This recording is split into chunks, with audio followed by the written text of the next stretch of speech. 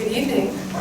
So within the next 5 or so minutes, I'm going to tell you a story about a country that is unique not because of its beautiful beaches or ancient cars. I'm going to tell you this story about a country that is unique because of its healthcare delivery system, specifically to women during pregnancy. So, as all good stories start, mine began with a quest for knowledge, which is a fancy way of saying research, right? So my trip was made possible through Curve, through the Hassenfeld family.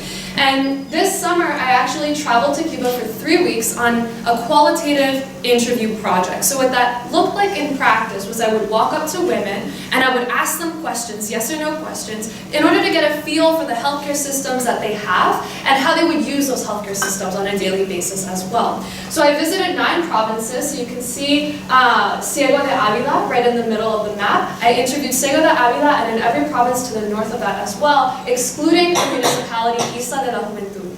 So while I was there for 3 weeks, I conducted 89 interviews, 84 of which were valid. So it's a lot of information, and I'm only giving you a snippet of information today. And the whole reason I was conducting these interviews was to better understand specifically the primary care services, maternal and reproductive care services, and geriatric care services that are made available to women in Cuba. So you're probably wondering, that's great and all, but why Cuba? And my interest in Cuba comes in the fact that it has a very meticulously developed healthcare infrastructure, especially for women. For instance, according to the UN today, Cuba has one of the lowest infant mortality rates in childbirth, one of the lowest TB, AIDS, and malaria rates as well. So they're obviously doing something right in translating the written policy into practice. And I wanted to look at that translation through this interview project. So, okay, what about the system? One interesting facet of the system is the primary care system, or the Medical Family Consultation Center, CMF. So the CMF is a physical building that is particular to each community. So whether it be un barrio, a neighborhood, or a rural town, or any other kind of town within a city or a suburb. And the idea is that your doctor actually lives on the second floor and sees patients on the bottom. So the doctor is of the people, for the people, actually scouting out the health needs of the community and acting accordingly. And it's because of the CMF that a lot of these women actually had access to a doctor to begin with. So as I said, it's just a doctor, a general physician, and you go to meet all of your appointments there. And one of the women interviewed actually stated, in Cuba, a child can be without shoes, but never without vaccines. And that comes because of this interesting system with the CMF, in which everyone has access to a doctor within walking distance. So what about with pregnant women, or with women more generally? So there are 3 points I want to outline. The first is that the CMF physician is a general physician. What about your specialist? That's the interesting part. So your OBGYN specialist is mandated to visit, the CMF every time the CMF doctor alerts that there's a pregnant woman. And the idea is so that during her pregnancy, every 2 weeks she can meet her appointments to stay healthy.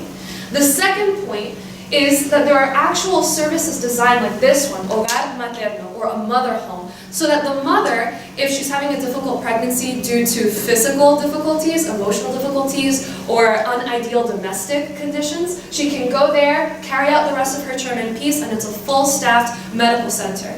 And the third point is the maternity law. So the Cuban state actually says that as a woman, you shouldn't have to choose if you want to be a mom or in the workforce. You can have both. So, as a pregnant woman, you are given, after the due date or a birth date of your child, automatic paid leave of absence for a year to be with the child, to breastfeed explicitly. If you give birth to a child more prematurely, or if you give birth to a child with special needs, or if you have more than one kid, then that time is automatically extended.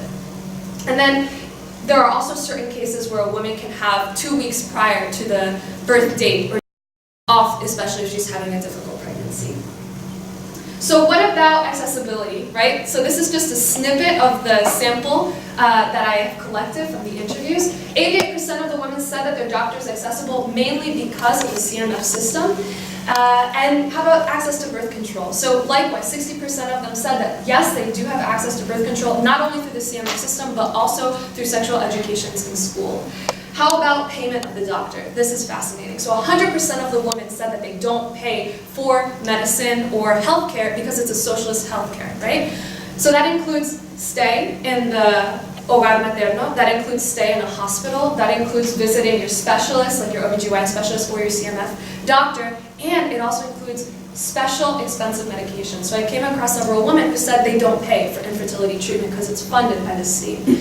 How about exceptions? Well, certain dental work is not included as free, and in addition, over-the-counter products such as toothpaste and over-the-counter medications are also not included.